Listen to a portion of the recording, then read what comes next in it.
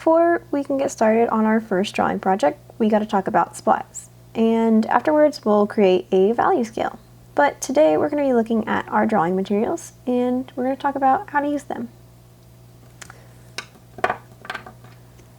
First up in your art kit is your ebony pencil. It looks something like this. Most likely the one that you have is currently unsharpened. So it has a blunt tip. Once you sharpen it, it'll look something like this.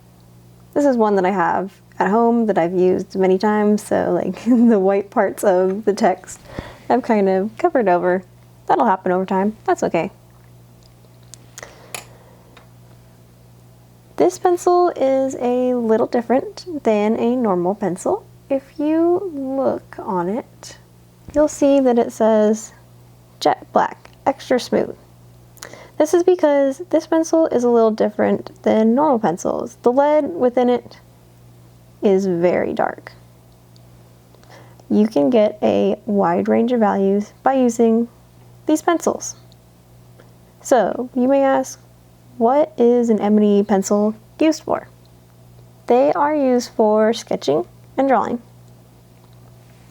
And like I mentioned before, you'll use it to get values within your artwork.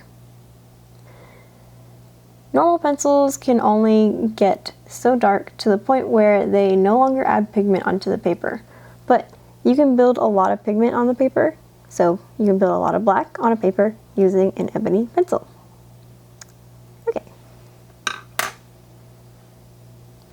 One thing about ebony pencils is that normally you should use handheld sharpeners. So something that looks like this, or the one rectangle sharpener that you got in your general school supply kit. That one works too. But we're not going to be using those mechanical sharpeners or the electrical sharpeners that are in the art classroom right now.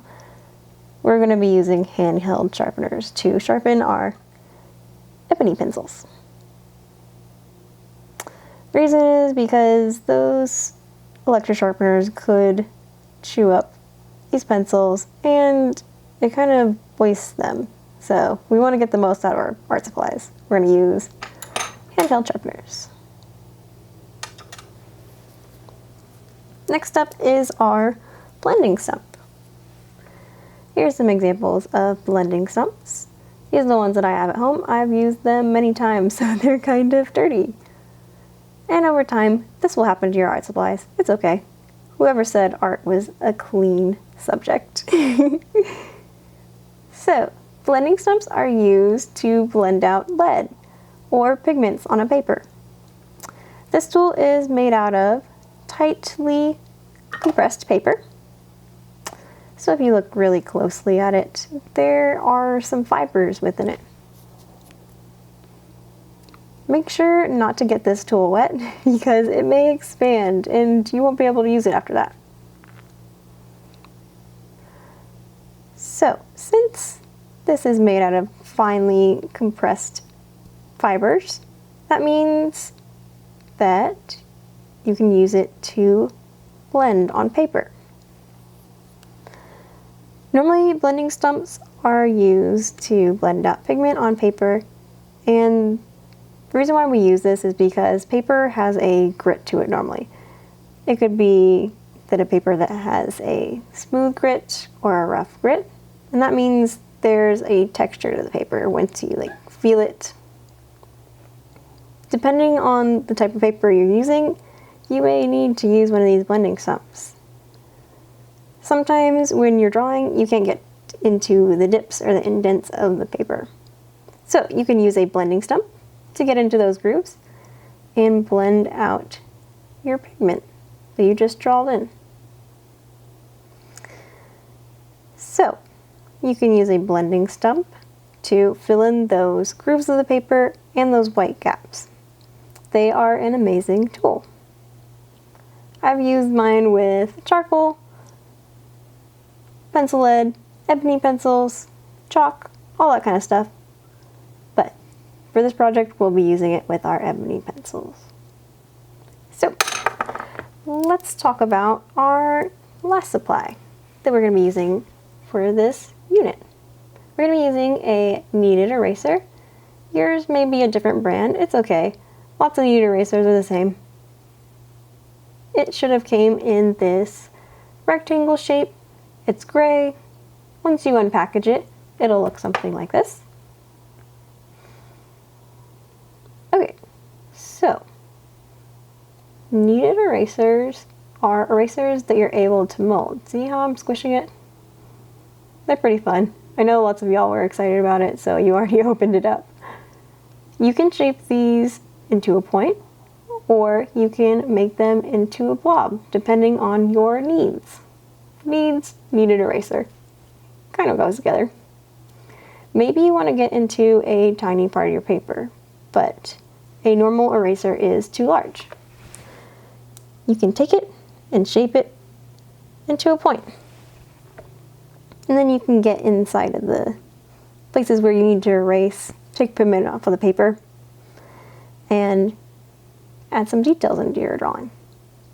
So you can shape it into a blob or a point.